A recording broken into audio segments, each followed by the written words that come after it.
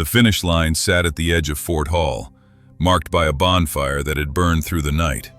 It was February 14th, 1843, and 50 men had started the winter race from Soda Springs at dawn 2 days earlier. Most wouldn't finish. 3 were already confirmed dead, caught by the storm that had hit 12 hours into the race. Another 7 had turned back, frostbitten and defeated. The rest were scattered across 50 miles of mountain wilderness, fighting through snow that had buried the trail under 4 feet of powder. James McKenzie crossed the finish line at 3:47 in the afternoon. He wasn't running. He was walking at a steady, rhythmic pace that hadn't changed in 2 days. His breath came easy. His legs showed no tremor. The snowshoes strapped to his feet looked impossibly delicate, more like woven baskets than survival equipment. When he stopped at the fire, unwinding the wool scarf from his face, the judges stared. They'd expected the winner to arrive collapsed, half frozen, barely alive. James looked like he'd taken an afternoon stroll. The second-place finisher, a French-Canadian voyageur named Baptiste Moreau, who'd won the previous 2 years running, stumbled across the line 6 hours later. His traditional bare-paw snowshoes, each weighing nearly 4 pounds, had carried him through conditions that killed lesser men. But they'd also ground him down with brutal efficiency. His legs shook so badly he couldn't stand without help. Ice crusted his beard. His eyes were bloodshot from 2 days of squinting through blown snow. He looked at James McKenzie, still standing by the fire, barely winded, and asked the question everyone was thinking. How? The answer would challenge everything the frontier knew about winter travel. James McKenzie's snowshoes weighed less than half what traditional designs required. They moved across powder snow like whispers, distributed weight with such precision that he could walk on snow that would swallow other men to their waists. And they did it through innovations so subtle that most people looking at them assumed they were poorly made. The mountain men, voyageurs, and tribal hunters who dominated winter travel had refined their equipment across generations. James had learned from all of them, then broken every rule they considered sacred. What he'd created wasn't just lighter snowshoes. It was a complete reimagining of how humans could move through deep snow, built on principles that the sporting goods industry wouldn't rediscover for another 100 years. This is exactly what we explore here at Old West Archives, the moments when frontier innovation came from someone willing to question everything experienced travelers knew to be true. If stories like this captivate you, subscribe to join us as we uncover the engineering that saved lives and won races in America's harshest conditions. And tell us in the comments, what piece of frontier technology fascinates you most?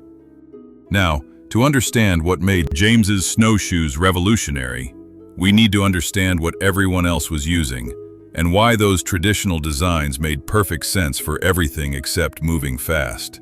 The winter of 1842 to 1843 was punishing even by Rocky Mountain standards. Snow had started falling in early October and hadn't stopped for more than 3 days at a stretch since. By January, valleys that usually held 3 feet of snow were buried under 6. High passes were impassable. Game had moved to lower elevations or died. The mountain men and traders scattered across the region faced a simple equation: travel in these conditions or starve waiting for spring. Snowshoes weren't optional equipment in the Rockies. They were the difference between mobility and being trapped wherever you'd built your winter camp. Every culture that had survived northern winters had developed some form of snowshoe, and by the 1840s, several distinct designs dominated the American frontier. Each had evolved for specific conditions and needs.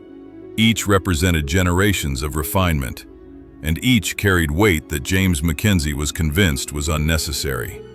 The bare-paw snowshoe, favored by French-Canadian voyageurs and trappers working the northern regions, was a marvel of simple engineering.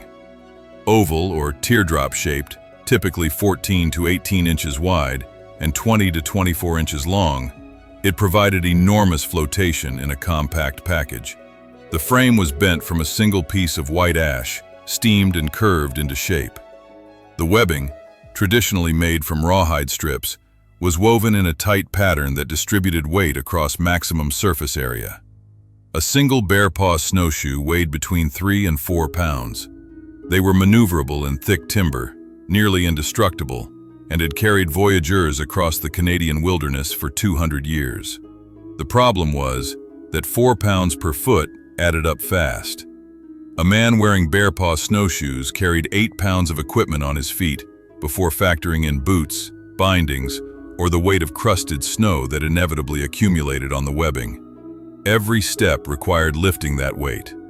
Over 50 miles, that meant lifting thousands of pounds of dead weight that served no purpose except fighting gravity. Baptiste Moreau was a powerful man, built from 2 decades of winter travel. His legs were accustomed to the burden, but even he paid the cost in energy expenditure that left him shaking and depleted after 2 days of hard travel.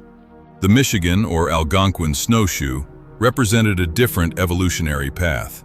Longer and narrower, typically 10 inches wide and 40 to 50 inches long, with a distinctive upturned toe, these snowshoes were designed for speed on open terrain.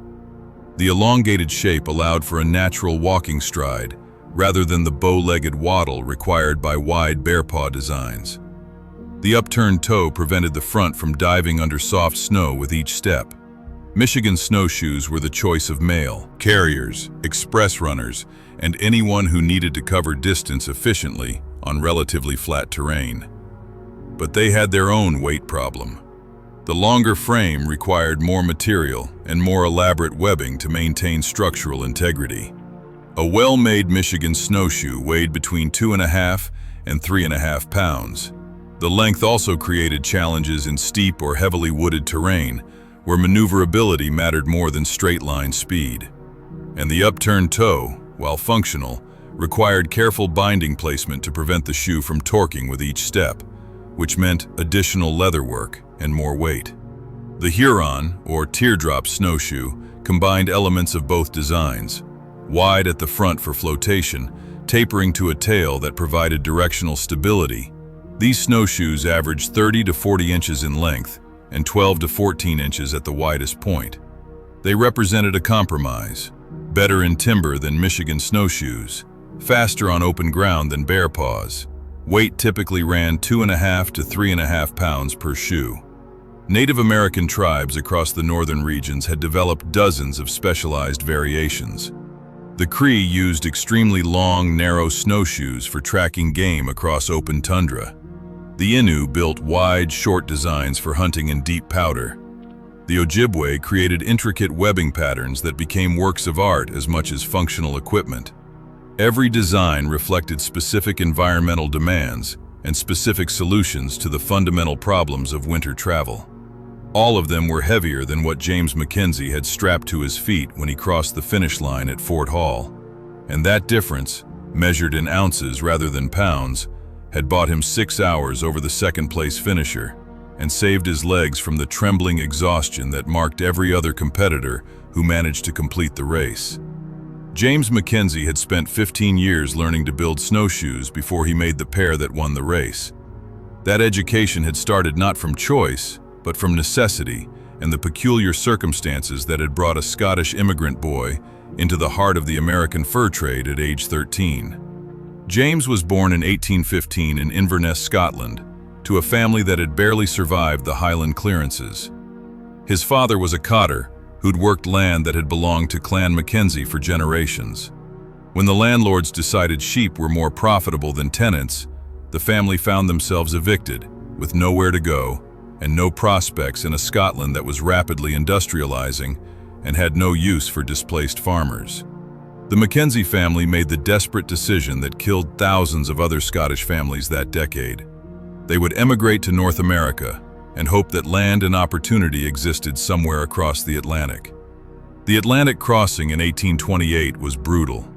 James's mother died of fever 3 weeks out from Liverpool. Younger sister succumbed 2 days later.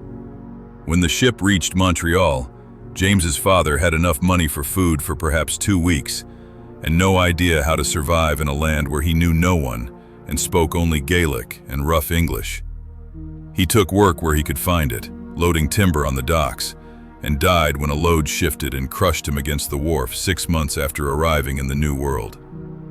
James, at 13, was alone in a foreign land with no family, no money, and winter coming. What saved him was the same thing that had destroyed his family in Scotland. Desperation made him willing to work for anyone who'd feed him. A Métis trader named François Beaulieu found James sleeping in an alley behind a warehouse, half frozen, and 2 days from starvation. François didn't need another hand. His trading outfit was already fully crewed for the winter run into the interior. But something about the way the Scottish boy refused to beg, even while obviously dying, struck François as worth preserving. He offered James simple terms: come west, work for food and basic gear, learn the trade, or die trying. James said yes before François finished explaining where they were going. The journey into the interior that winter taught James his first lessons in equipment that meant the difference between mobility and death. François' crew moved on snowshoes, and they moved fast. The trading outfit covered 40 miles on good days, traveling between scattered Ojibwe and Cree winter camps, trading goods for furs that would eventually make their way to Montreal in Europe. The pace killed 2 of the crew that first winter, both experienced men who'd simply run out of strength during a forced march through a storm. James survived partly through youth and desperation, but mostly because François took the time to teach him properly. François had learned his snowshoe craft from his Ojibwe mother and his French-Canadian father, blending techniques from both traditions. He believed that snowshoes were personal equipment, as individual as the person wearing them, and that anyone who used the same snowshoes 2 winters in a row wasn't paying attention to what their body was telling them. He taught James to build from first principles, understand what the snowshoe needs to do, understand the conditions you'll face, understand your own body's limitations, and then build equipment that solves those specific problems rather than copying what everyone else uses. James spent that first winter learning to walk on snowshoes, which meant falling down repeatedly while the crew laughed and François offered corrections. The snowshoes François gave him were traditional Ojibwe style, fairly long, medium width, with webbing that François had woven himself. They worked, but they weren't optimized for James's height, weight, or the way he naturally moved. By spring, James understood the mechanics of snowshoe travel, and also understood that he was working harder than necessary because his equipment didn't quite fit. The second winter, François taught James to build. They started with frame construction, the foundation of everything else. Snowshoe frames were traditionally made from white ash or birch, wood that could be steamed and bent without breaking. The selection process was critical. The wood needed to be straight-grained, free of knots, properly seasoned but not dried out.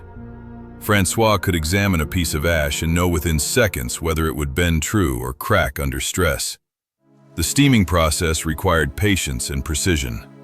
The wood had to be heated slowly, evenly, to the point where the cellular structure softened enough to bend, but not so hot that it damaged the wood's strength.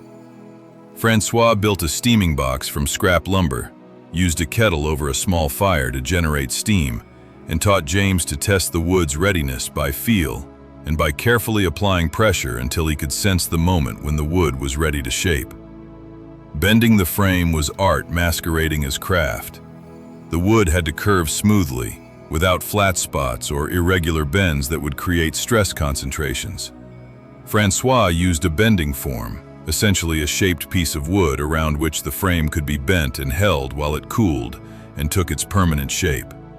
James learned to bend frames by making dozens that cracked, split, or took irregular shapes. François never criticized the failures. He just pointed out what had gone wrong and handed James another piece of wood. The crossbars that provided structural support and mounting points for the webbing required even more precision. They had to be positioned exactly right. Too far forward and the shoe would be nose-heavy, diving into snow with every step. Too far back and the tail would drag. The angle at which they met the frame affected how forces transferred through the structure. The mortises where they joined the frame had to be tight enough to prevent movement, but not so tight that they split the frame wood. Francois taught James to cut the mortises by feel, testing the fit repeatedly until the crossbar slid in with firm resistance and then held without glue or additional fastening. The webbing was its own education. Traditional snowshoe webbing used rawhide strips, typically from deer, moose, or caribou. The hide had to be processed carefully, cleaned, de-haired, cut into strips of consistent width, and kept damp during the weaving process. Francois showed James dozens of webbing patterns, each with different properties. A tight weave provided more support but added weight. An open weave was lighter, but could allow the foot to punch through in certain snow conditions. The tension of the webbing mattered enormously. Too loose and it would stretch, sag, and eventually fail. Too tight and it would crack in cold weather or tear out the frame where it attached. James spent his second winter building 3 pairs of snowshoes under Francois's supervision. All 3 worked. None was quite right. The first pair was too heavy because James had used too much rawhide in the webbing, creating support he didn't need. The second pair was too flexible, the frame bending more than it should under his weight. The third pair was nearly perfect, but Francois pointed out that James had positioned the bindings slightly too far forward, which meant he was working harder than necessary to lift the tail with each step. By his third winter, James was building snowshoes for other members of the trading crew. Each person needed different equipment. The larger men needed wider shoes for flotation. The lighter runners needed less surface area. Everyone had preferences about binding placement, webbing patterns, and frame shape. James learned to read people's walking patterns and build equipment that worked with their natural movement rather than fighting it. But Francois also taught James something that most traditional snowshoe makers didn't emphasize. Everything could be lighter. Weight was the enemy of distance. Every ounce you carried on your feet multiplied the energy required to travel. The old designs were proven and reliable, but they were also built by people who had learned from previous generations and rarely questioned the fundamental assumptions. Francois believed that indigenous snowshoe technology had reached a plateau, perfected for reliability, but not optimized for efficiency. He'd spent 20 years trying to build lighter equipment without sacrificing durability. He'd made progress, but he'd also made hundreds of failures. James inherited that obsession with weight reduction.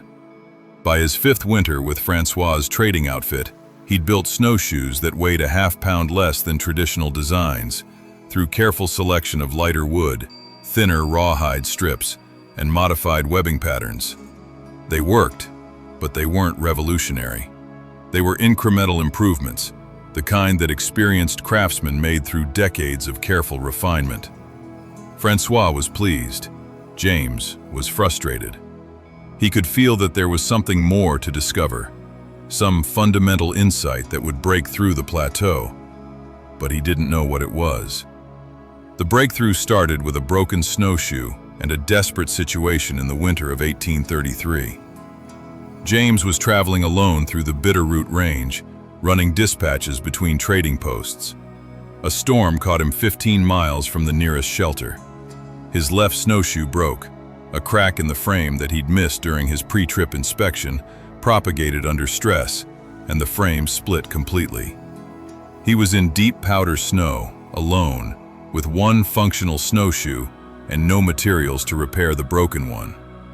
James did what desperate men do. He improvised. He stripped the broken frame down to the crossbars and whatever rawhide webbing was still attached to them. He couldn't rebuild the frame, but he could create something that would at least spread his weight enough to prevent him from sinking completely into the snow. He wove new webbing from strips of leather cut from his coat, creating a crude oval platform attached to the remaining crossbar structure. It was ugly, asymmetric, and weighed almost nothing because half the frame was gone and the webbing was minimal. It shouldn't have worked. The shape was wrong, the structure was compromised, the webbing was inadequate. But James needed to cover 15 miles to survive, so he strapped the improvised mess to his boot and started walking. and something unexpected happened. It worked. Not well. He still sank deeper on the jury-rigged side than on his intact snowshoe side, but it worked far better than it should have. More importantly, after 5 miles of awkward, hobbling progress, James noticed something.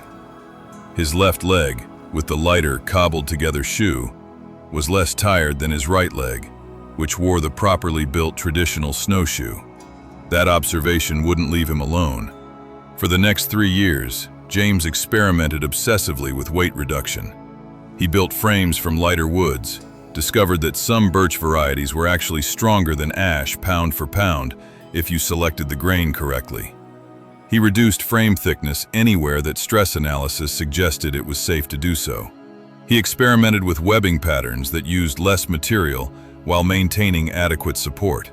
He tested different rawhide processing techniques to create thinner, stronger strips. He measured everything compulsively, weighing components, timing himself over measured distances with different snowshoe designs, tracking which muscles ached after long marches. The French-Canadian trappers he worked with thought he was wasting time. Their snowshoes worked. They'd worked for generations. Why fix what wasn't broken? But James had Francois's voice in his head, asking why reliability had to mean accepting weight that might not be necessary. And James had his own experience of that desperate day when a broken snowshoe had accidentally taught him that everything he'd been taught about necessary structure might be wrong. By 1836, James had built snowshoes that weighed just over 2 pounds each. They looked disturbingly fragile to experienced trappers. The frames were thin, the webbing was sparse. The whole structure seemed like it would collapse under serious use. James tested them carefully, gradually increasing the distance and difficulty of his trips, waiting for catastrophic failure that would teach him where he'd gone too far. The failure never came. The snowshoes held. They flexed more than traditional designs, but the flex seemed to work with his stride rather than against it. They required more careful foot placement in certain conditions, but they let him move faster with less effort than anything he'd used before. The really revolutionary insight came from an unexpected source, a northern Paiute hunter. James, encountered during a spring trading trip to the Snake River country in 1837. The Paiute peoples had developed snowshoe designs optimized for the relatively light, dry snow common in the Great Basin region. Their snowshoes were startlingly different from the northeastern designs that dominated the fur trade. They were often made from willow, lighter but also less durable than ash or birch. The webbing was sometimes done with plant fibers rather than rawhide, and the bindings, the system that attached the snowshoe to the boot, were positioned differently than anything James had seen. Most snowshoe traditions placed the binding at the snowshoe's center of gravity, directly under the ball of the foot. This allowed the tail to drop naturally with each step, clearing snow before the foot came down for the next stride. The binding system included a toe cord that attached the boot to the snowshoe's toe section, preventing the snowshoe from falling off, but allowing the heel to rise and fall naturally. This was considered fundamental snowshoe design across virtually every northern culture. You bound at the center of gravity, everyone knew this. The Paiute hunter's snowshoes had bindings positioned slightly forward of center. James initially thought this was a mistake or a cultural variation that didn't matter much. But when he asked about it through the trade pigeon they barely shared, the hunter made it clear. Forward binding meant the tail stayed down. Less lift required, more glide, better for fast travel on firm snow. It meant more weight on the front of the shoe, which could cause problems in certain conditions. But for the kind of travel James did most, long distance over relatively firm snow, it might actually be an advantage. James spent the summer of 1837 testing forward binding positions. The difference was subtle, but real. With bindings positioned an inch or two forward of traditional placement, the snowshoe's tail naturally settled into the snow, rather than rising completely with each step. This created a slight gliding motion on the backstroke that traditional binding positions didn't allow. The trade-off was that the front of the shoe dipped slightly more with each forward step, requiring fractionally more effort to lift. But James found that the glide more than compensated for the dip. Over 10 miles, the energy savings were noticeable. Over 50 miles, they would be substantial. The binding position insight opened James's thinking to other unconventional approaches. If one fundamental principle of snowshoe design could be challenged successfully, what other sacred cows were actually just traditions that had never been properly questioned? He started experimenting with frame shapes that deviated from the standard patterns. He built snowshoes with asymmetric frames, with the widest point forward of center rather than at center. The theory was that if the binding was going to be forward of center, having more surface area in front made sense for flotation. The asymmetric design looked wrong to everyone who saw it, but James's testing suggested it worked. He experimented with webbing tension in ways that made traditional snowshoe makers nervous. The standard approach was to weave webbing as tight as possible for maximum support and durability. James started deliberately building with looser tension, creating a slight trampoline effect that seemed to help push back against the foot during the stride. The loose webbing stretched and moved in ways that looked like failure, but actually provided a subtle assist to forward motion. This only worked with very specific materials and very specific tension levels. Too loose and the snowshoe became mushy and unreliable. But correctly calibrated, the springiness added efficiency without adding weight. He also challenged assumptions about frame geometry. Traditional snowshoe frames were uniformly thick from toe to tail. James started building frames that were thicker at stress points and thinner everywhere else. This required careful analysis of where forces actually concentrated during the stride cycle.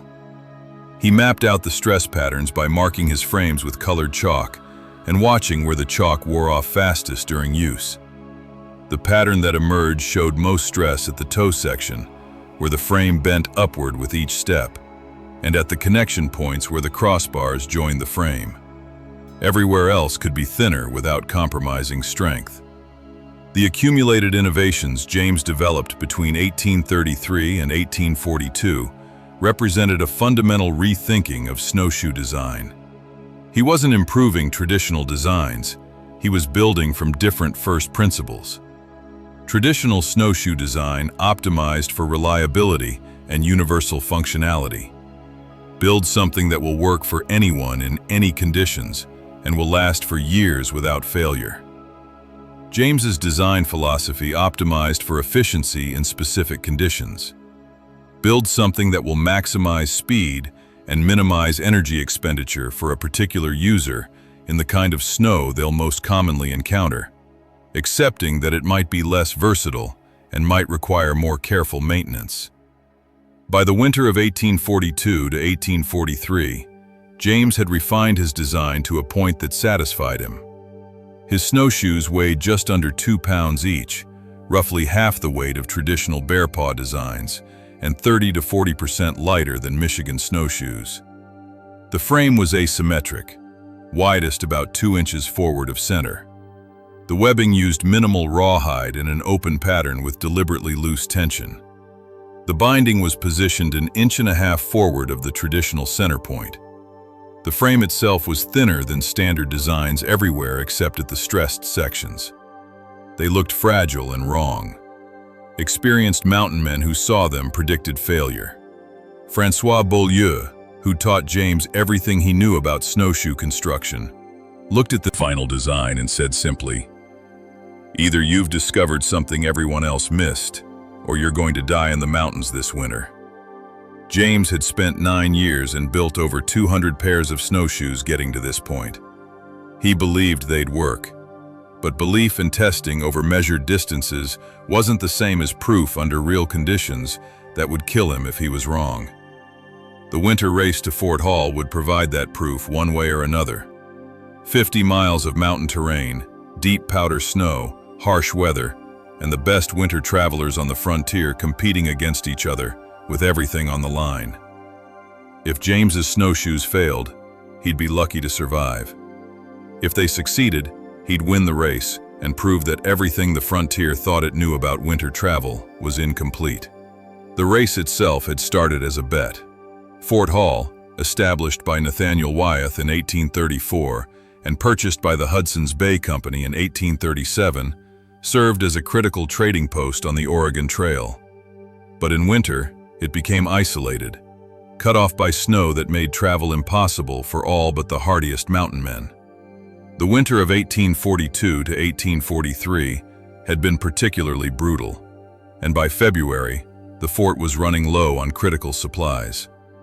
A shipment of medical supplies, coffee, and salt, luxury items that became necessities during months of isolation, sat in Soda Springs, 50 miles away, with no easy way to transport it.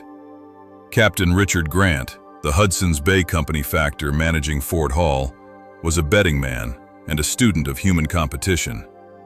He announced that anyone who could reach Soda Springs, collect a marked package, and return to Fort Hall in under 4 days would receive a prize of $20 in hard currency, a substantial sum in a barter economy, plus choice of any item from the fort's trade goods inventory. Furthermore, for the sake of entertainment and morale, he would make it a formal race with a specific start time and finish line. Competitors would leave simultaneously, travel to Soda Springs by whatever route they chose, collect their package as proof of reaching the destination, and race back to Fort Hall. First to cross the finish line with their marked package would win. The announcement attracted attention across the region. $20 in currency could buy supplies for an entire season. The trade goods selection could mean the difference between a profitable spring or a struggling one. But more than the prizes, the race represented a chance to settle arguments about who was truly the best winter traveler in the region. Mountain men, voyageurs, native hunters, and mixed-blood traders all claimed superiority in winter conditions. Here was a chance to prove it. 50 men registered for the race, though Captain Grant privately suspected at least 10 would withdraw before the start date, as the reality of covering 100 miles in deep snow in February settled into their minds. He was wrong. On February 12, 1843, 50 men assembled at the start line, all wearing or carrying snowshoes, all carrying minimal supplies, all calculating that 4 days was enough time to complete the distance if conditions were reasonable and everything went right. James McKenzie was among them, wearing snowshoes that weighed less than half what most competitors carried. He'd attracted attention during the pre-race inspection, not for his equipment, but for his demeanor. While other competitors joked, made bets among themselves, and participated in the standard pre-race posturing, James remained quiet, methodical, checking his bindings repeatedly, adjusting the simple pack he carried, studying the sky with the intensity of someone for whom weather meant life or death.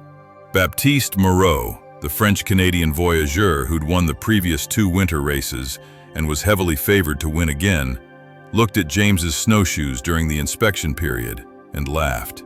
"Those'll break before you reach the first ridge," he said, not unkindly. Baptiste was confident, but not cruel. He'd seen dozens of young men with innovative ideas about winter travel, and he'd watched most of them learn painful lessons about why the old ways endured. "You got spares?" James just nodded.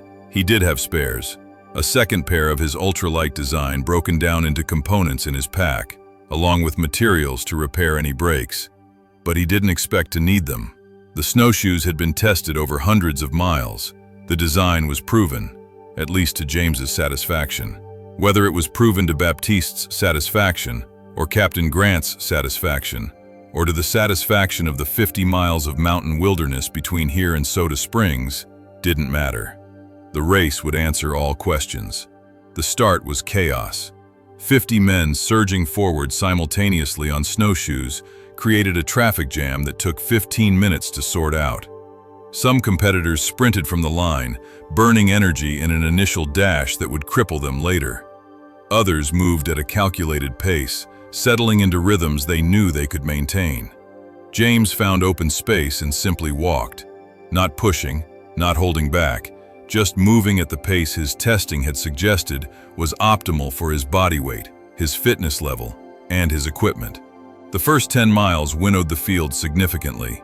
5 men turned back with equipment failures, broken bindings, cracked frames, snowshoes that simply didn't perform in the deep powder conditions.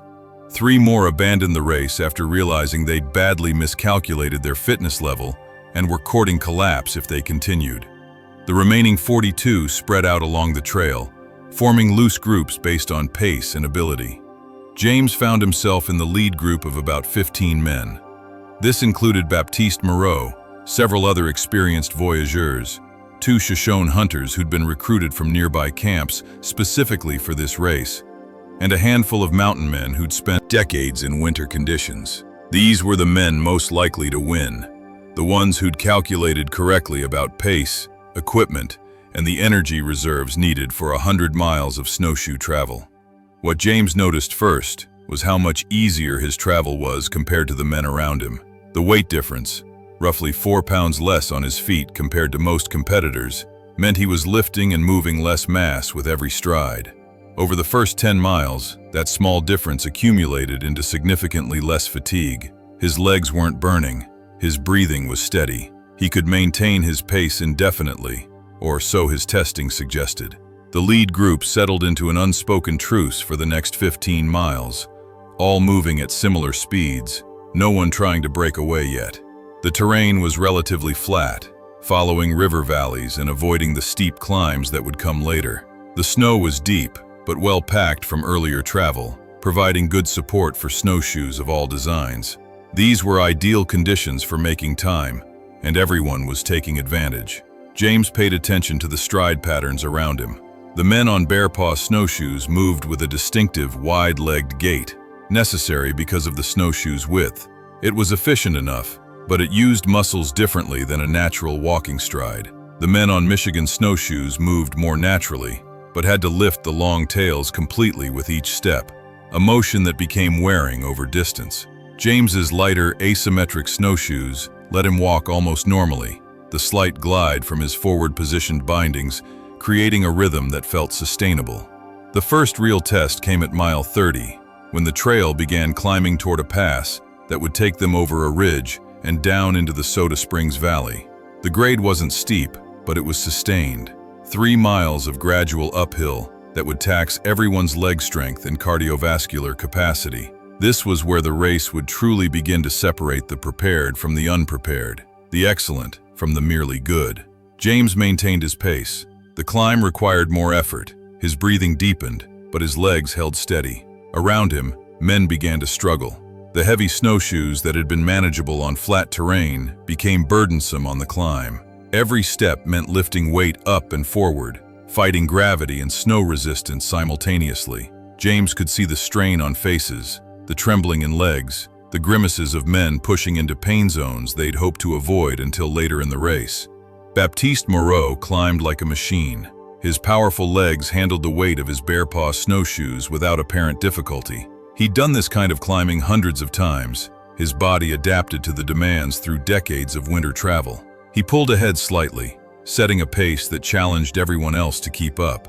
Several men tried to match him and failed, dropping back as their legs betrayed them.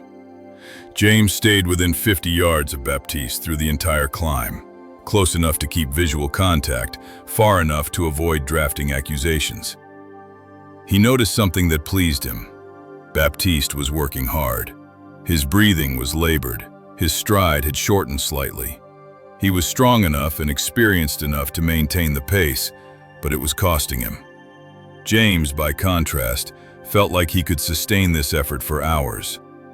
The weight advantage was accumulating like compound interest, saving energy with every stride, leaving his reserves deeper than competitors who carried heavier equipment. At the top of the pass, the wind hit with brutal force. Weather in the Rockies could change from tolerable to deadly in minutes, and the ridgetop was fully exposed to a northwest wind that drove ice particles horizontally across the landscape. The temperature, already well below zero, plunged into ranges where exposed skin would freeze in minutes. The leaders stopped briefly to adjust clothing, wrap faces, prepare for the descent. James used the pause to check his snowshoes. The frames showed no signs of stress. The webbing was intact, maintaining its tension despite the flexing and stress of 30 miles. The bindings held firmly. Everything was performing exactly as his testing had predicted. He allowed himself a moment of satisfaction. The race was far from over, but the equipment wasn't going to fail. That question was answered. The descent was treacherous. The wind had scoured some sections of slope down to ice, leaving other sections buried in drift snow that could swallow a man completely. The leaders picked their way down carefully, the speed advantage of going downhill offset by the danger of a fall that could mean broken bones or a slide into a gully that could take hours to climb out of. This was where experience and judgment mattered more than equipment or physical strength. James descended conservatively. A fall would be catastrophic, not just for injury risk, but for time lost. He let Baptiste and a few others take more aggressive lines, gambling on speed over safety. James took the certain path, accepting slightly slower progress in exchange for certainty of making it down intact. The strategy cost him perhaps 10 minutes compared to the fastest descenders, but it saved the energy that would have been spent recovering from a near fall or correcting a mistake. They reached Soda Springs at dusk on the first day. The marked packages sat in a warehouse, each stamped with the competitor's name and containing identical contents. A sealed box of trade goods that served as proof of reaching the checkpoint. Men straggled in over the next 3 hours, some strong and ready to continue after a brief rest. Others collapsed and questioning their decision to enter the race. James collected his package, ate cold pemmican and dried fruit from his supplies, checked his feet for any signs of frostbite. There were none. His boots and wrappings had performed well, and settled in for 4 hours of rest. The building they were using as shelter was barely warmer than outside, but it blocked the wind and that was enough.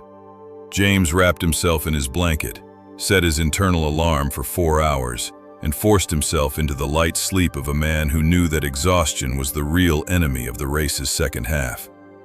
Baptiste Moreau sat near the stove, drinking hot tea someone had prepared from melted snow and precious tea leaves. He looked at James's lightweight snowshoes stacked near the door and shook his head. "Still not broken," he said, a note of respect creeping into his skepticism. "I'll give you that, but the way back is harder. Winds changed, fresh snow coming. Those thin frames won't hold up." James didn't argue. There was no point. The return trip would prove Baptiste right or wrong, and either way, words now didn't matter. He closed his eyes and let exhaustion pull him down into sleep that wouldn't fully rest him, but would at least give his muscles a few hours to process the day's accumulated damage. The storm hit 3 hours into the return leg. James had started from Soda Springs at midnight, along with the other leaders who'd calculated that traveling through the night would give them advantage over competitors who delayed for more rest. The wind had been building since sunset, and the first snow started falling as they climbed back toward the pass they'd descended the previous afternoon. Within an hour, visibility dropped to 20 feet. The trail disappeared under new snow. The wind drove powder into eyes, mouths, any exposed skin. Temperature dropped further, into ranges where frostbite could happen in seconds if you weren't constantly monitoring extremities and adjusting wraps. This was survival weather, the kind that killed unprepared travelers and tested even the experienced. The storm scattered the lead group. In near-zero visibility, staying together was impossible.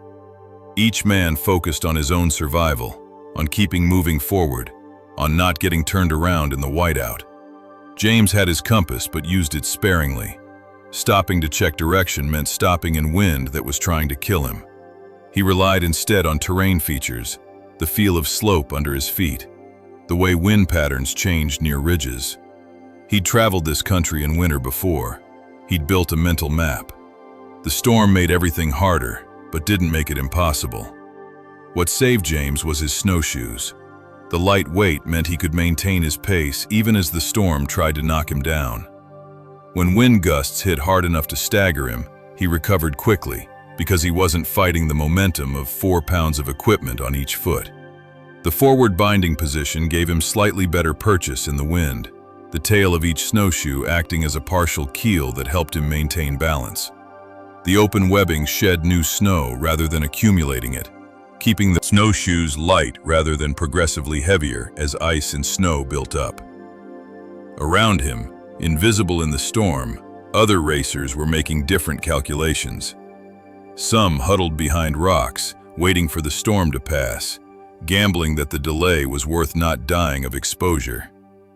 Some pushed forward, but at reduced pace, their heavy equipment and the accumulating weight of wind-driven snow on their gear combining to slow them dramatically.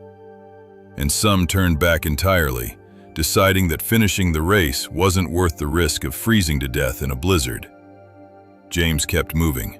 Not fast, the conditions didn't allow speed, but steady.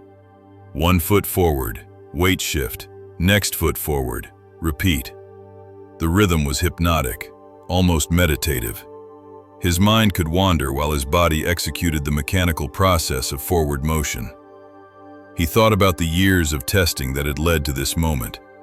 He thought about Francois Beaulieu's lessons about building equipment specific to your needs rather than copying tradition. He thought about the Paiute hunter whose forward-mounted bindings had sparked the insight that changed everything. Dawn came slowly, the storm still raging, but visibility improving slightly as gray light filtered through the clouds and driven snow. James could now see perhaps 50 feet, enough to confirm he was still on course, still moving roughly parallel to the route he'd taken coming in. His legs were tired, but not failing. His breathing was steady. His fingers and toes responded when he flexed them, showing no signs of frostbite. He'd been traveling for 6 hours through conditions that should have stopped him, and he was still moving at close to his normal pace. The storm began to break around mid-morning. The wind decreased from a scream to a howl, to a strong but manageable blow. Snow stopped falling. Visibility expanded to hundreds of yards, then miles. James could see the landscape again, could verify his position, could confirm that somehow through the nightmare of the storm, he'd stayed on course and was perhaps 15 miles from Fort Hall. He saw no other racers. The storm had scattered everyone. They were out there somewhere, ahead, behind, dead in the snow, sheltering until conditions improved further. James had no way to know where he stood in the race. He only knew that he was moving, his equipment was intact, and Fort Hall was perhaps 4 hours away at his current pace. James reached Fort Hall at 3:47 in the afternoon on February 14th, the second day of the race. Captain Grant and several fort residents stood by the bonfire marking the finish line. They looked surprised to see anyone arriving this early. The storm had been visible from the fort, and the assumption had been that racers would shelter through it, meaning no arrivals until evening at the earliest, and more likely, not until the following day. James crossed the finish line, unwrapped the scarf from his face, and presented his marked package from Soda Springs. Captain Grant checked the seal, verified it was intact, and announced James as the first finisher. "How many others are close behind?" Grant asked, expecting to see additional racers emerging from the tree line at any moment. James looked back at the trail he'd just traveled. "The storm hit around mile 40 on the return. Most will have sheltered. Baptiste Moreau was holding pace with me until then. He's strong. He'll be along." James didn't know if this was true. Baptiste might have died in the storm. Storms killed even the experienced. But James chose to believe that Baptiste's strength and experience had carried him through. Captain Grant offered hot food and a spot by the fire. James accepted both. He ate mechanically, refueling rather than savoring. He checked his feet carefully, removing his boots to examine toes and heels for any signs of frostbite that he might have missed during travel. Everything looked good. Minor redness on a few toes, nothing more serious. His legs ached, but not excessively. The fatigue was real, but manageable. The snowshoes sat beside him, still strapped together, wet from melted snow, but intact. The frames showed wear, scuff marks, slight scratches, but no cracks, no damage, no signs of structural failure. The webbing had stretched slightly under the sustained stress and the wet, dry, wet cycles of the journey, but it still held tension. The bindings remained secure. James had carried his backup pair the entire 100 miles and never needed them. 6 hours later, as darkness fell again, Baptiste Moreau crossed the finish line. He was in considerably worse shape than James had been. His face showed signs of significant exposure, red patches that would become frostbite scars, eyes bloodshot from 2 days of squinting through snow glare, lips cracked and bleeding.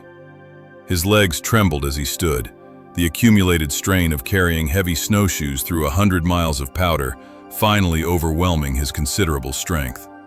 Baptiste presented his marked package, was confirmed as the second finisher, and collapsed onto a bench near the fire. He accepted hot tea with hands that shook. After several minutes of recovery, warming, and beginning to process what had just happened, Baptiste looked at James and asked the question, "How?" James gestured to his snowshoes. "They're lighter." "That's not enough. I've seen light snowshoes. They break. These don't. Different design. Everything's different." Baptiste studied the snowshoes more carefully. The asymmetric frame, the forward binding position, the minimal webbing, the thin frame cross-section. Each element individually was wrong according to traditional snowshoe theory. Together somehow, they'd worked. Worked well enough to beat Baptiste's experience and strength by 6 hours over a 100-mile course in brutal conditions. "You're going to make a lot of people angry," Baptiste said finally. "Why?" "Because you've just proven that we've all been doing it wrong. And nobody likes finding out they've been wrong for 20 years. The rest of the finishers straggled in over the next day and a half. Of the 50 starters, 38 eventually finished. 3 were confirmed dead, found by search parties over the following week. 9 turned back and made it safely to starting locations, but didn't complete the course. The storm had taken its toll. The race had been exactly as dangerous as Captain Grant had feared it might be. James collected his prize money and selected a new rifle from the fort's trade goods inventory. He answered questions about his snowshoes from every finisher who asked. He showed the design features that made the difference. He explained his reasoning for each modification. He was generous with information, which surprised people who expected him to guard secrets. "Why tell everyone?" one competitor asked. "You could build these, sell them, make money from your advantage." "Because people die in winter," James said. "If lighter snowshoes mean fewer deaths, that's worth more than keeping secrets."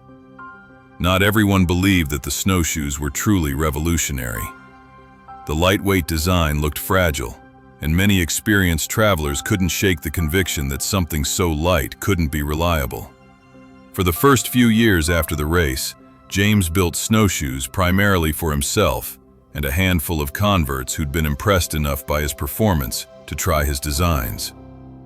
But gradually, through demonstration and through the evidence of users covering greater distances with less fatigue, the innovations spread. Mountain men began requesting lighter snowshoes. Trading posts started stocking James's designs, and craftsmen throughout the region began incorporating his insights into their own work. The physics behind what made James's snowshoes more efficient weren't understood in modern terms by the people building and using them in the 1840s. They didn't have formulas for calculating work per unit distance or energy efficiency ratios, but they understood the practical reality. Lighter equipment meant less effort per stride, which accumulated into substantial advantages over distance. Modern analysis of James's design reveals several key innovations that contributed to the performance advantage. The asymmetric frame with the widest point forward of center created better weight distribution given the forward binding position. Traditional snowshoe theory placed the widest point at the binding location, assuming the binding would be centered. Once James moved the binding forward, traditional frame shapes became suboptimal. His asymmetric design compensated, maintaining proper flotation while working with rather than against the new binding position. The forward binding position changed the mechanics of the stride in subtle but important ways. Traditional center-mounted bindings required the wearer to lift the entire tail section with each stride. This lifting motion involved hip and thigh muscles in a way that became fatiguing over distance. Forward-mounted bindings allowed the tail to drag slightly, creating a gliding motion on the backswing that reduced the lifting requirement. The trade-off was slightly more dipping of the toe section on each forward stride, but James's testing suggested the energy saved on the backswing exceeded the energy cost of the forward dip. The loose webbing created a trampoline effect that modern sports equipment designers recognize as energy return. When the foot pressed down on the webbing, the loose weave stretched and stored elastic energy. When the foot lifted, that energy released, providing a subtle assist to the lifting motion. This only worked with specific materials and specific tension levels. The rawhide James used had exactly the right combination of strength and elasticity to create the effect without stretching permanently or breaking. The selective frame thinning reduced weight without compromising strength because James had correctly identified where stress concentrated during normal use. The toe section and the crossbar connection points experienced the most force and remained thick. The mid-frame sections and the tail experienced less stress and could be thinned. Modern finite element analysis of James's frame geometry confirms that his stress distribution was accurate. He'd correctly identified the load paths through intuition and careful observation that engineers now achieve with computer simulation. The total weight savings, roughly 2 pounds compared to traditional designs, had amplified effects. The energy required to move weight on your feet is roughly 6 times the energy required to carry the same weight on your back, because feet accelerate and decelerate with each stride, while back weight moves at constant velocity. 2 pounds saved on the feet was equivalent to 12 pounds saved from a backpack in terms of energy expenditure. Over 50 miles at an average of 3 miles per hour, James's snowshoes saved an estimated 1,500 calories compared to traditional designs, roughly the equivalent of an entire day's food intake for a working man. The innovations James developed would eventually be rediscovered and refined by the sporting goods industry in the 20th century. Modern racing snowshoes use asymmetric frames, forward-mounted bindings, minimal webbing with deliberate flex, and weight-optimized construction. The materials are different, aluminum frames and synthetic decking rather than wood and rawhide. But the underlying principles are identical to what James figured out through years of patient experimentation in the 1830s and 1840s. The question of why these innovations didn't spread faster is complex. Part of the resistance was simple conservatism. Snowshoes were survival equipment, and people naturally hesitated to experiment with equipment their lives depended on. Traditional designs were proven reliable across generations. James's designs looked risky. Part of the resistance was cultural. Snowshoe construction was deeply embedded in cultural traditions, particularly among Native American and Métis communities, where snowshoe designs carried cultural significance beyond mere functionality. Suggesting that these traditional designs were suboptimal felt like criticism of entire cultural knowledge systems. James, as an outsider who'd learned from multiple traditions rather than being raised in any single one, could more easily question fundamentals that cultural insiders considered sacred. Part of the resistance was practical. James's designs required more careful construction and more precise material selection than traditional designs. A traditional bare-paw snowshoe built with reasonable care would function adequately even if the materials weren't optimal or the construction wasn't perfect. James's designs had narrower margins for error.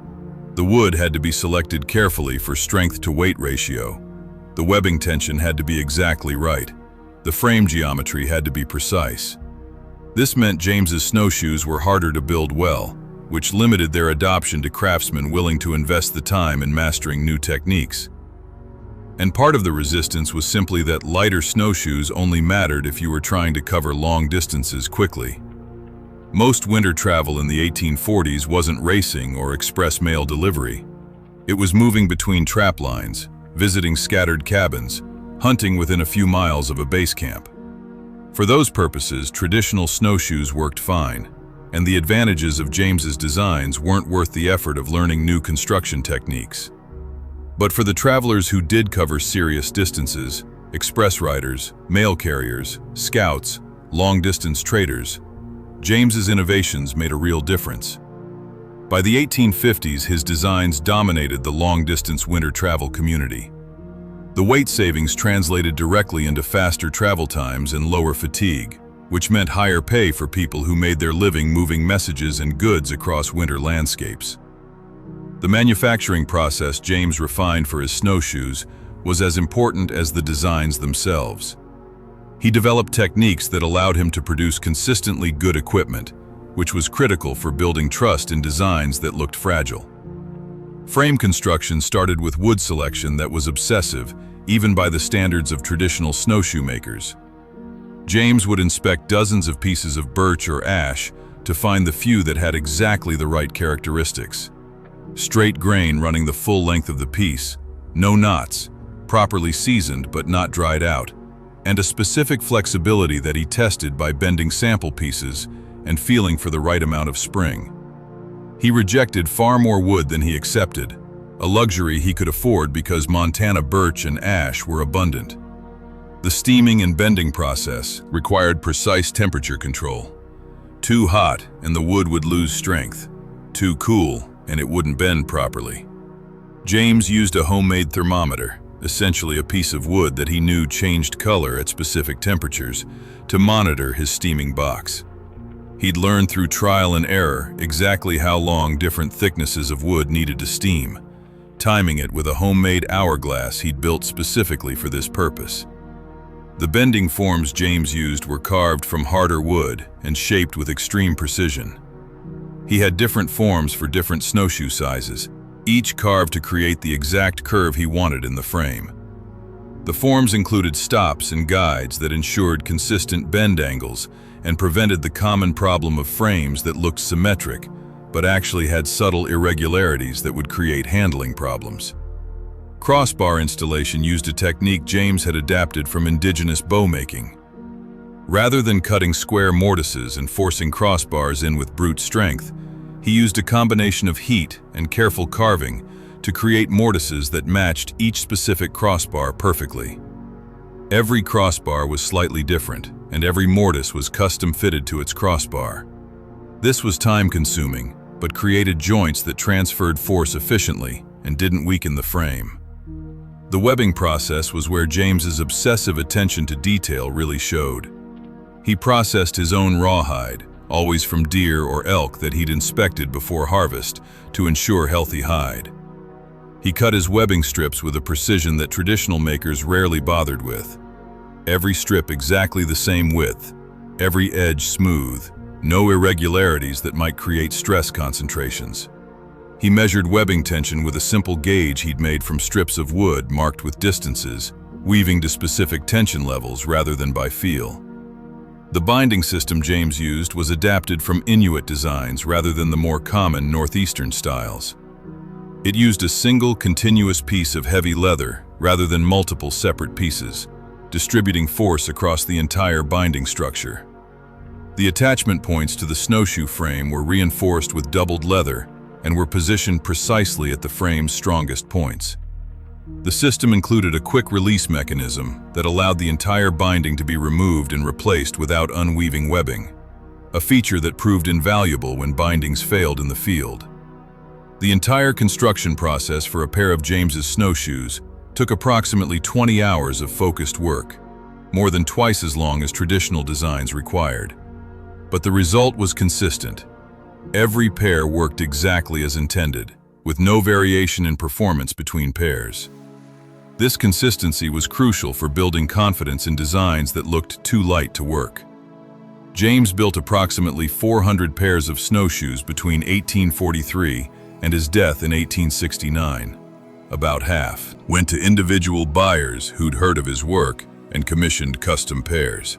The other half went to trading posts and outfitters who sold them to customers James never met. The prices he charged were slightly higher than traditional snowshoes, but not dramatically so. He was building superior equipment, not luxury goods. The legacy of James McKenzie's snowshoe innovations extended well beyond the winter race at Fort Hall that made him briefly famous. His designs influenced a generation of equipment makers throughout the Mountain West. Craftsmen who'd never met James built snowshoes that incorporated his insights, often without knowing where the ideas originated. The innovations became part of the general knowledge of winter travel, no longer attributed to any specific person, but simply understood as better ways of building equipment. By the 1870s, as the fur trade declined and the mountain man era ended, many of the specialized skills and knowledge of that period faded. But snowshoe technology persisted because winter travel remained necessary in mountain regions. The innovations James had pioneered were preserved by the practical demands of people who needed reliable, efficient winter equipment. The sporting goods industry that emerged in the late 1800s initially looked to traditional snowshoe designs, seeing them as authentic wilderness equipment. But as competitive snowshoeing became a sport in the early 1900s, racers rediscovered the same principles James had figured out 60 years earlier. Lighter was faster. Forward bindings created glide.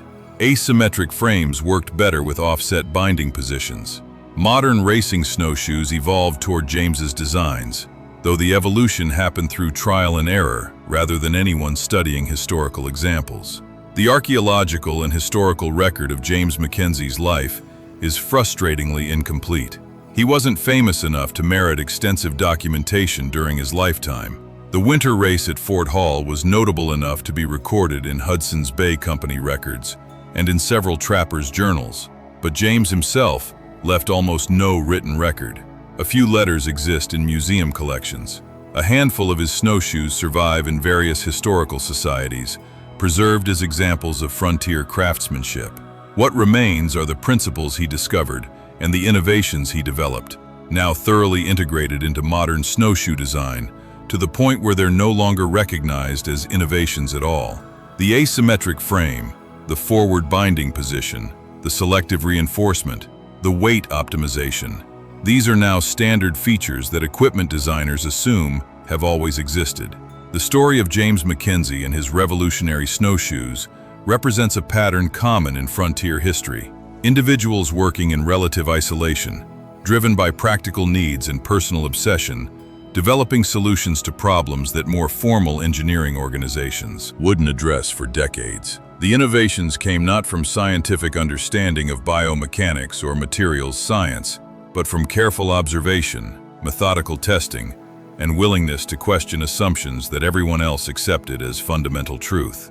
The modern snowshoe industry produces equipment that would astound James McKenzie in materials and manufacturing precision, but would seem entirely familiar in design principles. The aluminum frames with foam cores, the synthetic decking with engineered flex characteristics, the rotating binding systems, all represent technological advances James couldn't have imagined. But the underlying geometry, the weight distribution strategies, the binding position logic, these are his innovations, refined but not fundamentally changed. The winter race at Fort Hall was forgotten within a decade. Baptiste Moreau died in 1848, frozen in a late-season storm that caught him alone on a trap line. Captain Grant transferred to a different post and eventually returned to Scotland, where he died in 1862 without ever writing memoirs that might have preserved more details of the race and the remarkable performance of the quiet Scottish immigrant with the impossibly light snowshoes.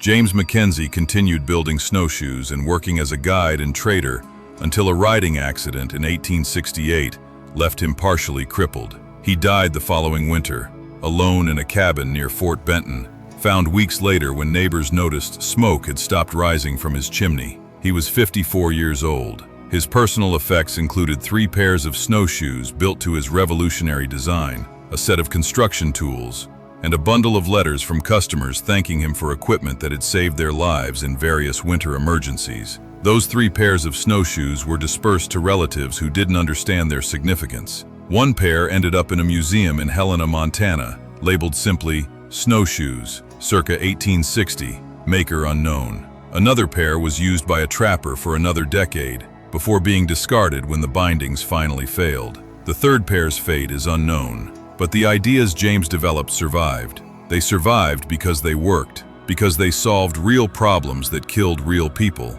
and because the community of winter travelers recognized value when they experienced it. The innovations spread through demonstration and word of mouth, through craftsmen who studied James's designs and incorporated what they learned into their own work, through users who demanded lighter equipment after experiencing how much energy it saved.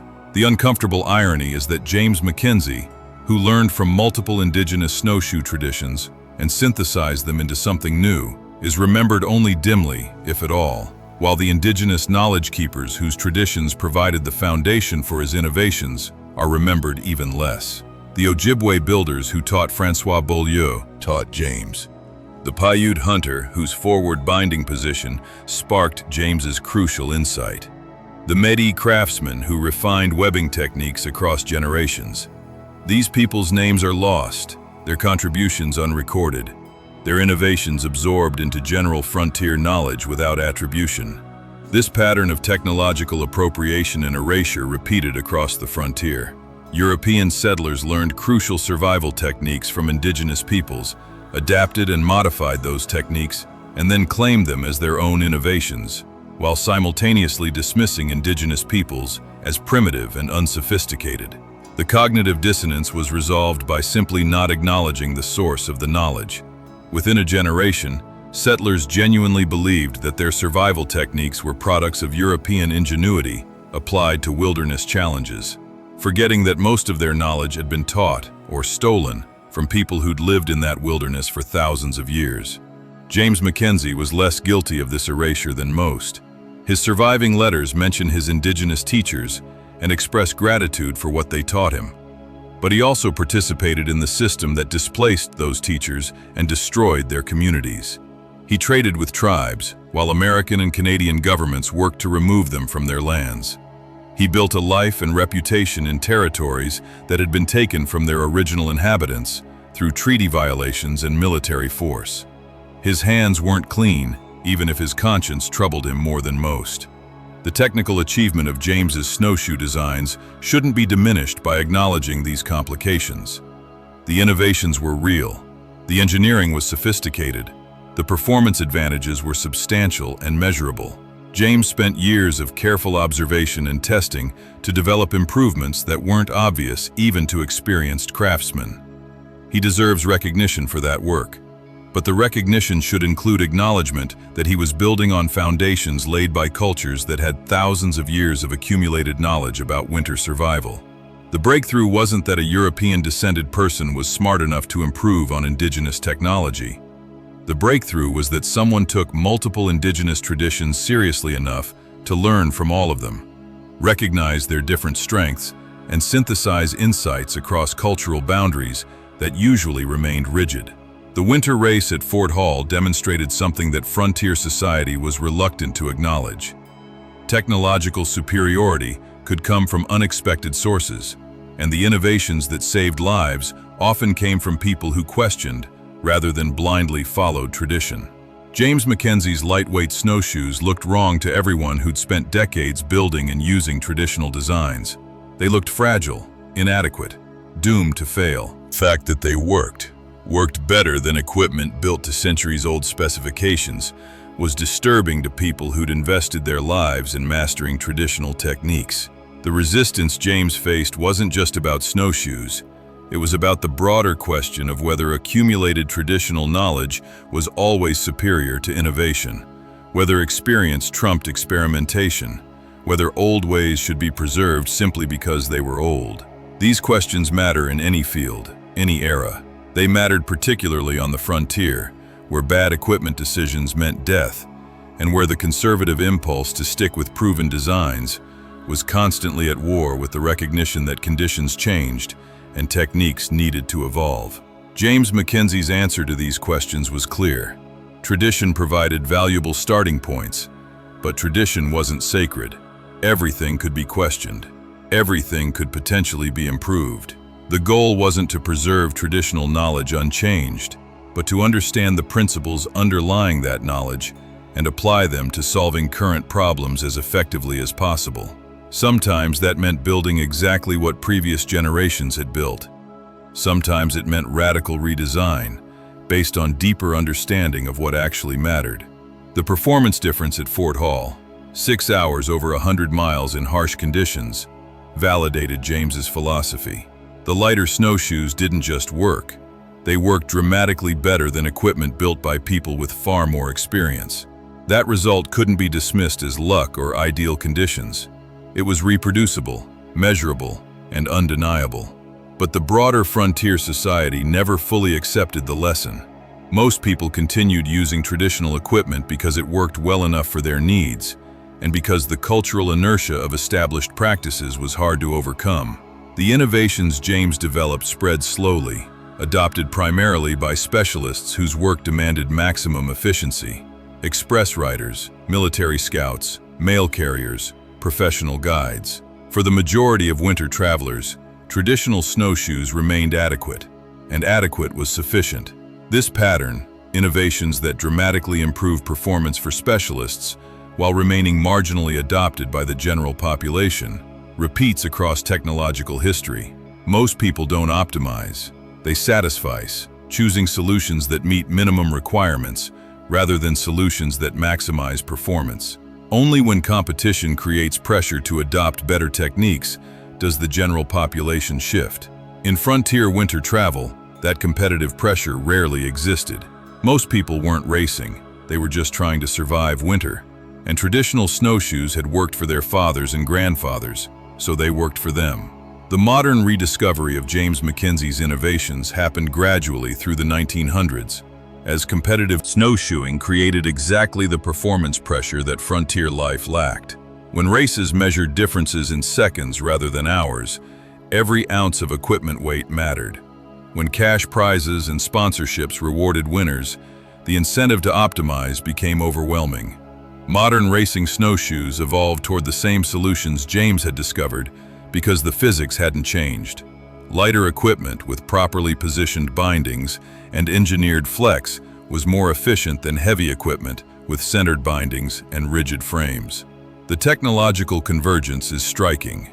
Compare a modern racing snowshoe to one of James McKenzie's surviving pairs from the 1860s, and the similarities overwhelm the differences. The materials are different, aluminum and synthetics versus wood and rawhide, but the geometry is nearly identical. The asymmetric frame with the widest point forward, the binding positioned ahead of center, the minimal decking with engineered flex, the weight optimization through selective reinforcement of stress points. Modern engineers arrived at these solutions through computer modeling and materials testing. James arrived at them through careful observation and patient experimentation. But the solutions are the same because the problems are the same, and the physical laws governing efficient winter travel haven't changed. This convergence validates both James's methods and his results. He wasn't lucky. He wasn't stumbling onto solutions through random trial and error. He was systematically testing, measuring, and refining based on real-world performance data. The process was less formal than modern engineering methodology, but the underlying logic was identical. Identify the problem, hypothesize solutions, test rigorously, measure results, iterate toward improvement. The historical record doesn't preserve enough detail about James's testing protocols to fully reconstruct his methodology. But the surviving letters and journal entries suggest he was remarkably systematic. He built multiple versions of each design iteration. He tested over measured distances and recorded times. He noted which muscles ached after different designs, using his own body's feedback as a measurement tool. He compared performance across different snow conditions, recognizing that optimal designs might vary with snow density and terrain. This level of methodical approach was unusual on the frontier, where most equipment development happened through informal iteration across generations, rather than systematic individual experimentation. The frontier culture valued practical knowledge and distrusted abstract theorizing, but it also often missed optimization opportunities because no one took the time to test systematically and measure rigorously. James represented a bridge between practical craft knowledge and more formal engineering thinking, combining respect for traditional techniques with willingness to question and test. The race at Fort Hall gave James a platform to demonstrate his innovations under conditions that made their advantages undeniable. The 100-mile distance was long enough that small efficiency gains accumulated into substantial time differences. The harsh weather conditions meant survival depended on not wasting energy on unnecessary effort. The competitive element meant other participants were using the best traditional equipment available, providing clear baseline comparison. And the public nature of the race, with 50 competitors and audience watching, meant the results couldn't be dismissed or ignored. If James had simply built better snowshoes for his personal use, his innovations might have been dismissed as individual quirks or specific adaptations that worked for his body but wouldn't generalize. But winning a public race by 6 hours over the defending champion, using equipment that looked inadequate to experienced eyes, forced people to reconsider their assumptions. The demonstration was too dramatic to ignore. Baptiste Moreau's reaction, acknowledging James's victory while remaining skeptical about the techniques, represented the typical frontier response to innovation. Respect for what worked was genuine, but changing established practices required more than one impressive demonstration. Baptiste continued using his traditional bare-paw snowshoes for the rest of his career, occasionally experimenting with lighter designs, but never fully adopting James's approach. He'd spent 20 years building skill and strength specifically adapted to heavy snowshoes. Switching equipment would mean relearning techniques and rebuilding muscle patterns. The investment wasn't worth it for someone whose career was in its final decade. Younger men, who hadn't yet fully committed to traditional techniques, adopted James's innovations more readily. By the 1850s, most express riders and military scouts in the Rocky Mountain region were using snowshoes based on James's principles, if not built by him directly. The weight savings and efficiency gains were too substantial to ignore for people whose livelihoods depended on moving fast through winter conditions. The manufacturing challenges limited broader adoption. James could build perhaps 20 pairs of snowshoes per winter season, while also maintaining his other work. That was enough to supply the specialist community who needed his equipment, but nowhere near enough to serve the general population of winter travelers. Other craftsmen who tried to copy his designs often got subtle details wrong. The binding position slightly off, the webbing tension not quite right, the frame geometry close but not precise, and the resulting snowshoes performed disappointingly, reinforcing skepticism about whether James's approach actually worked or whether his personal success was due to unique skill rather than superior equipment. James understood this problem but had no solution. He was a craftsman, not a manufacturer, could teach others his techniques, and he did. But the learning curve was steep, and the precision required was higher than most traditional snowshoe makers were accustomed to. The frontier economy didn't support specialized manufacturing at the scale that would have been needed to make his designs widely available. Equipment was still built primarily by individual craftsmen working on commission or building for their own use. This limitation meant that James's innovations remained somewhat niche, well known within the specialist community, respected but not widely adopted in the general population, and gradually being forgotten as the mountain man era ended and fewer people depended on expert winter travel skills for survival. The knowledge didn't disappear entirely, but it fragmented, with different pieces preserved by different communities and no comprehensive record maintained. The rediscovery process in the 1900s involved people reinventing solutions that James had already developed 60 years earlier, unaware that they were following paths already explored. Modern equipment designers occasionally encountered James's surviving snowshoes in museum collections and recognized sophisticated features, but without knowing the full story of how those features were developed or why they worked, the historical examples were interesting curiosities rather than useful references. The complete story of James McKenzie's snowshoe innovations wasn't reconstructed until historians in the 1970s and 1980s began systematically examining frontier equipment and interviewing descendants of mountain men who'd preserved family stories. Even then, the narrative remained incomplete, with crucial details lost and much of James's methodology unknown. What survives are the results, the snowshoes themselves, and fragmentary records of the dramatic race victory that briefly made him famous. That fragmentary survival is itself historically significant. It demonstrates how easily innovations can be forgotten, even when they're dramatic and effective. Without institutional structures to preserve knowledge, without formal documentation, without deliberate teaching to new generations, even revolutionary improvements can vanish within decades. The frontier environment particularly struggled with knowledge preservation because everything was oral, practical, and informal. When individuals died, their accumulated insights often died with them. James McKenzie's lightweight snowshoes represented years of patient work, systematic testing, and synthesis of knowledge from multiple cultural traditions. The innovations were real, substantial, and validated through competition under harsh conditions. But absent institutional preservation and formal documentation, those innovations nearly vanished into history, remembered only through a few surviving artifacts and scattered references in letters and journals. The modern snowshoe industry built on principles that James discovered, but did so largely in ignorance of his work. The convergence happened because physics constrains design. There are only so many ways to optimize snowshoes for efficiency, and systematic testing by different people in different eras arrives at similar solutions. But the convergence also meant that James received no credit, no recognition, no acknowledgement that he'd solved problems 60 years before modern engineers addressed them. This lack of recognition isn't unique to James McKenzie. The frontier is full of anonymous innovators who developed solutions to practical problems, tested them rigorously, and created working designs that were locally successful but never achieved broader recognition. Some innovations were rediscovered, others were lost entirely, and many were appropriated, with credit going to later inventors who independently arrived at the same solutions. The question of credit and recognition matters more for historical accuracy than for practical impact.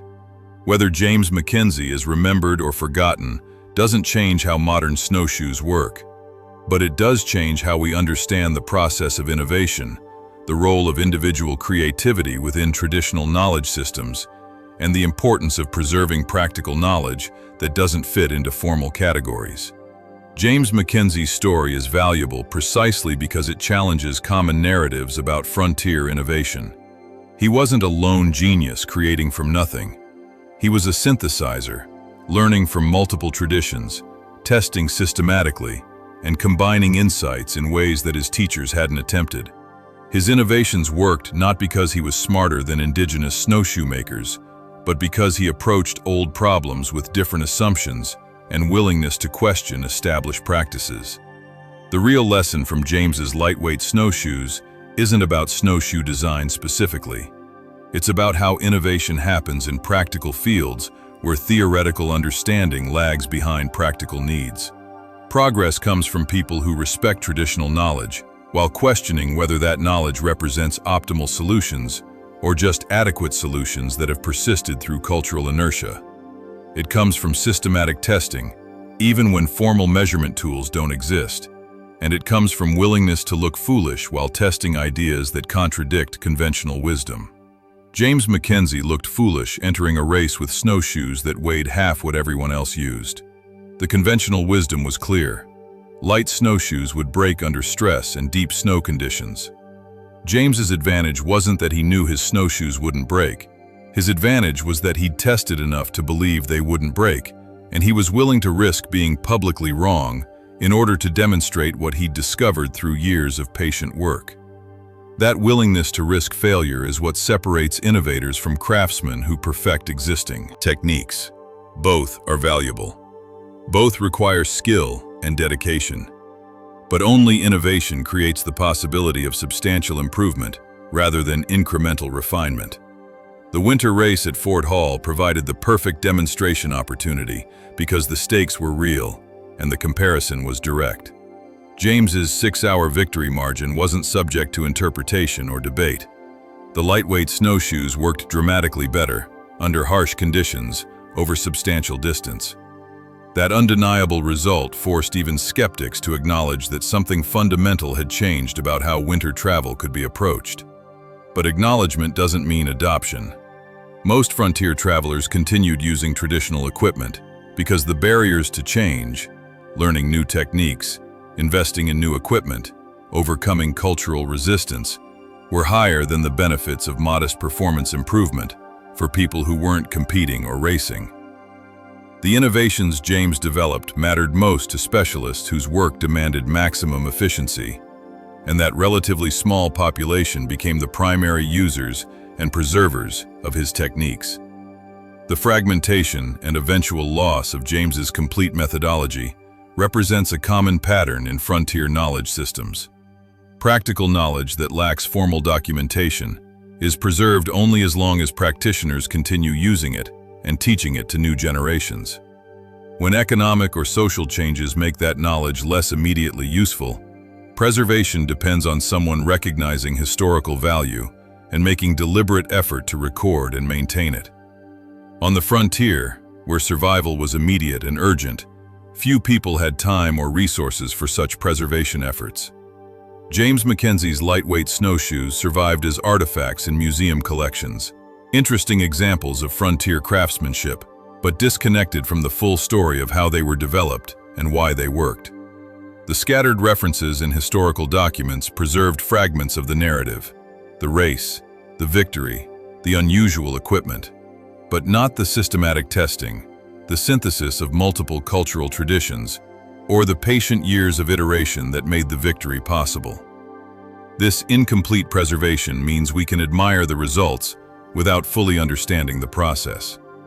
We know James built revolutionary snowshoes. We know they worked. We know he won a dramatic race. But we've lost the detailed methodology, the specific failures that taught crucial lessons, the reasoning behind particular design choices. The artifacts remain, but the tacit knowledge that created them is gone.